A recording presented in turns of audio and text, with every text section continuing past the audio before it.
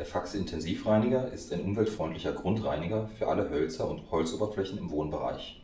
Fett, Schmutz und Reste von alten Reinigungs- und Pflegemitteln lassen sich meist rückstandslos entfernen. Säubern Sie zuerst die Fläche mit einem Besen, um losen Schmutz und Staub zu entfernen. Füllen Sie 2 Eimer mit lauwarmem Wasser. Geben Sie den Intensivreiniger im Verhältnis 1:20 in den einen Eimer dazu. Wir empfehlen für die Reinigung den Twist-Mop von Weleda zu benutzen, aber natürlich ist auch ein Klappmop mit Baumwollbezug geeignet. Tauchen Sie den Twist-Mop in den Eimer mit der Reinigerlösung ein, sodass der Mop genügend davon aufnehmen kann. Wischen Sie den Boden gründlich.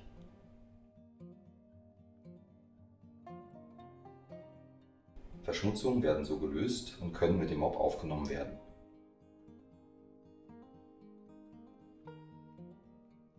Den Mop in klarem Wasser ausspülen.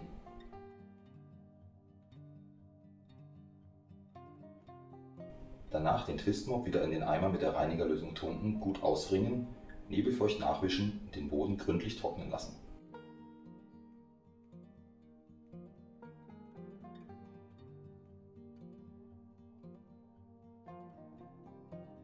Nach der Reinigung ist eine Auffrischung des bestehenden Oberflächenschutzes erforderlich.